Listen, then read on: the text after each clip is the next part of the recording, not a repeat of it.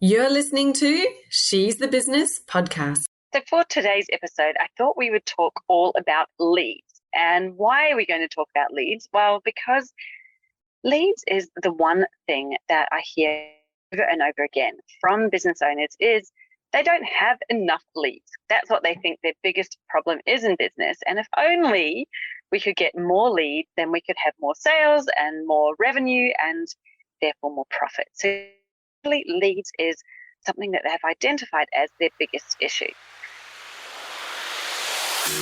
Hi, I'm your host, Jessica Osborne, and in my 23 years of business and marketing, I've built many brands to become multi-billion-dollar companies. And just in the last 10 years, I've built 2 online businesses of my own from my dining room table with 2 little babies running around at my feet. I've made it my mission to inspire you to get out of your own way and become the successful business owner who's living the lifestyle you really desire without all the hustle. This is She's the Business podcast, made by women for women. This is your weekly dose of motivation and inspiration. Now, if I asked you, do you know who your ideal customer is? More than likely, you're going to answer, yes, of course I do. Or at least I know enough about them to market to them. Or do you? You see, the number one reason why most audiences aren't converting into buyers, or even if you're having trouble building an audience in the first place, is simply because you haven't gone deep enough to understand who it is exactly who you're speaking to. There's no connection being made there, and therefore those people aren't taking that next step. They're not connecting with you, they're not connecting through to become your clients. It's not so much about who they are as a person, who you might see, but more what is actually going on inside their head. What are those questions running on repeat inside their minds? What is it that they're feeling so stuck and frustrated about? And really, why aren't they able to shift themselves out of that place? Now, these are just some of the amazing questions that I get you to explore inside my brand new customer avatar worksheet. I've called it the ultimate customer avatar worksheet because you will never, ever have seen one like this before. It is so much about what's going on in the mind with a couple of questions just to help you get the visual profile of who it is you're speaking to as well.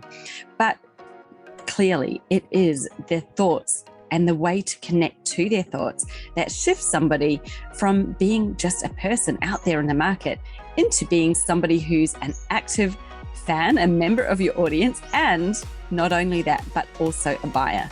And that takes deeper connection than what most people are prepared to do. So if you're prepared to go that additional step to get really deep and meaningful with your ideal customer, then head over to my website and download this free worksheet right now, and you can get started. It's at jessicaosborne.com/customer-avatar. I've got the link for you here in the show notes, so you can hop straight over there and just get it, download it, and let me know how you get on. Like, how did you find this exercise that I take you through? Because I guarantee you are going to learn more than one brand new thing about your ideal customer that you never knew before. So enjoy, good luck. I hope you love it as much as I do. Now, what I see happening when somebody's faced with this problem is that they tend to, I think, attack the problem of the leads in, or maybe not the most effective way. So generally, that might start them doing some advertising. So I'm going to advertise and therefore I'll get more traffic and more leads. Yes, that could help for sure. Although usually if you're not getting the leads right now, then advertising and actually increasing or expanding what you're doing potentially isn't solving the right problem for you. You might find that doing advertising at that point without solving the problem of why you're not getting the leads in the first place, which just means a really expensive exercise. And the old saying of like, oh, ads don't work for me, or they're so expensive. Like, well, they're only expensive if they're not working, right? If they are bringing you the leads, then actually it's a really effective way to do that. So let's look at what the real problem is. The other thing that I see people doing when they're faced with this problem of not having any leads is they go out to try to find them, dig them up. So this would see somebody deciding to implement a direct sales approach, which means effectively, yes, those cold DMs that we're getting in our inbox every day from people just really desperate to unearth a lead. And this is a really long, slow way to make sales. Yes, it does work. I'm not saying it doesn't. Everything works, right? Every single tactic, every marketing tactic, sales tactic does work if, and that's a big if it is tuned in and the right sort of thing to use for your business and it's being used in the right way. So what I see so often with this desperation to create more leads is just going straight for the sale, like trying to just get the lead right up front, skip over the whole marketing journey and go directly to the sales by DMing someone and saying, hey, you're a coach. That means that you must have this problem and I can solve it. And here, I've done a video for you. What's the best email to send it to? I'm like, whoa, we haven't even met. And you're already wanting to send me an email about something that you think you can solve a problem in my business you don't even know anything about. Well, how likely do you think that I am or you are if you're receiving those DMs? How likely are you to respond when it's something that you haven't actually reached out for? Why it's a really non-effective way to get leads. So let's dive back and really look at the problem. Like, what's the reason why we're not getting better quality leads at the moment? Because once you solve that problem and you start getting the better quality leads, then getting more of them becomes a much easier exercise. And you'll actually find that you attract them as opposed to having to go out and hunt them down. I think there's a really important distinction to bring into this conversation right now, and that is the difference between a prospect and a lead. And I think most people get these two confused. So a prospect is somebody who would fit your ideal client profile. They are the exact type of business that you want to work with, and they have a need or a want for what it is that you do. So just the fact that they are the type of business you want to work with doesn't make them a prospect. That's layer one. And I think, unfortunately, most people stop there. They actually stop at, well, yes, this business is a coach and they're online and they have a business. Therefore, they're a prospect. Well, no, unfortunately not. They are only a prospect if they have a need, if they have a want and a desire for what it is that you have, then they become a prospect. So that's sort of level one. We need to first be able to ascertain who are the prospects. And unfortunately, you can't do that by simply doing your research on people or businesses online, by finding a profile, seeing what type of business they are, looking at what they're from your external view. You still don't know whether they have a want and a desire for what it is that you offer. That requires a lot more really deeper understanding and a connection in some way. The only way you're going to ever find that out is if they say that they have a desire or a need or a want. So what can you do to help them put their hand up and say so? So this is identifying your prospects. They are people who are the right type of business, the right fit for you, the right amount of years in business, the right stage, and they've got what you perceive to be a potential need that looks like something you could solve. So they might be in your prospect boat. Now, somebody becomes a lead when they put up their hand and say, I have a want, I've got a desire to solve this problem. And they actually give you their details. So this means a lead is created when somebody opts in to one of your free offerings, your freebie, when they book a call with you, when they contact you, email you, or they drop into your DMs with a question saying, hey, I'm really interested in what you do. How can we, how could I work with you? Tell me more information about how I can work with you. Then and only then have they become a lead. So just to paraphrase that, because I know I went into a lot of detail there, the real difference between a prospect and a lead is that a prospect is someone that fits your ideal customer profile and has what you perceive to be a need for your services. So that's actually a really important distinction. I think a lot of people aren't even looking for, what is the type of business? What do they look like they're really struggling with? What do they look like they are missing? which you might be able to figure out and may not, but they can go into your prospect bucket. From there, you want to target those prospects and see whether you can create a lead from them. So generally, the nicer way to do it is to create a way for them to find you, some content that they might engage with on a social media platform, on a podcast, on any type of media. There's so many different ways you can get your business out in front of those eyes. And knowing who it is that you're talking to means that you can be really specific and you can obviously stand out to them as something relevant for them. If you target the prospect, they put up their hand and say, I'm interested, I want to know more from you. And then they become a lead. So this really simple distinction between prospect and lead actually means straight away what you're seeing as a lead, you're becoming better quality leads, because these are people who have put up their hand for saying they're interested, that they see you as someone who can help them. Now your job with those leads is, how do you convert those into clients? Well, that becomes a really simple process, especially because this person that you're now saying is a lead has put up their own hand. They have reached out. They have shown their own interest in what it is that you do. Having understood all of this now, you know what a lead is, you know what the prospects are. Helps you define what your activities are there to do. The majority of your marketing is really there to help you reach and connect with prospects and help them turn into leads.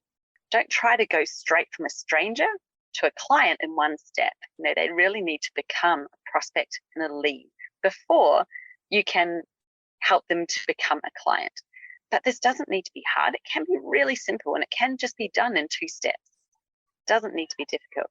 So your actual prospects are the people that you should be focusing your energies on. And if you're focusing on people who aren't prospects, like you're DMing people that are not a fit, they're not actually a prospect, then that's why you might be finding a struggle to actually get good quality leads, because most of the people that you're reaching out to are probably not even prospects. They may have a loose fit for what you think your ideal client is, but as I've explained before, to become a prospect or to be a prospect, they actually need to have a need for what it is that you do. And that's a super, super important thing to understand and to do. Once you start focusing in on those people, then you're going to find that you have a lot easier, faster, better way of having people come into your world and really become clients without there being much effort on your part, because you're speaking to the right people. You're actually speaking to people who already want what it is that you offer. So if you're going out, trying to get leads without knowing who your defined prospects are, then it's a bit like going prospecting for gold on a hillside where you've got no idea whether there's any gold actually there or not. Yet when you do have a defined prospect, you know exactly who they are and what it is about them that's going to make them the right fit for your offer so that you can speak directly to them. Then it's like having that defined area. It's maybe a few meters square that's been pegged out as there is gold actually in this ground, and all you need to do is go and dig it up. Now that is the real difference here between the different ways that you can do your marketing and selling for your business. And that's why if you're finding it hard, you're probably in the sort who's prospecting on the open field, as opposed to somebody who's pegged in and found the threads, found where the gold is, and then they're just digging it. So you have a choice of whether you make it harder or easier for yourself, but it's really not about doing more of what you're doing. It's actually about coming back to you and you getting more clear and more specific about who it is that you're really reaching out to. And then also not trying to jump over those steps. Like, let's not be lazy about it. The number of times I see somebody in my DMs who's reaching out to me saying, hey, I can help you get clients. And I'm like, that's what I do. If you'd spent 1 second looking at any of my stuff before you send a DM, you would see that as a marketing coach, as a business strategy coach, my primary messaging is all about helping you get clients for your business, but for me, it's like, it's not just any client. Actually, I help my clients to get the right clients, to make it easier to get clients.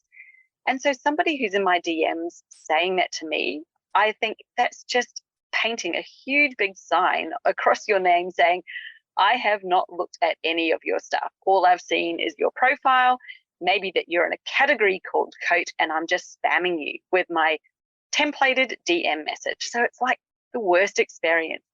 And of course, I just hit the delete button. Like straight away, there's zero interest there. They have not taken the time to see whether I'm a prospect. They've gone to one level of that categorization. So I just highly recommend, please, please, please take a little bit of time. It doesn't take long at all. And this is what I call peeling back the layers we do inside Business Jam. It's like with an onion. You want to think about your ideal client, profiling a bit like as an onion, and you're peeling back the layers until you get to the sweet, sweet center of it. You need to get those layers peeled back of who it's not. All of the different types of businesses that are not the right fit for you. The ones who already do this, the ones who are already successful at what it is that you do, the ones who have this expertise themselves, they're probably not going to be your ideal client. You want to understand who is the ones who have a need for what I do. Go deeper.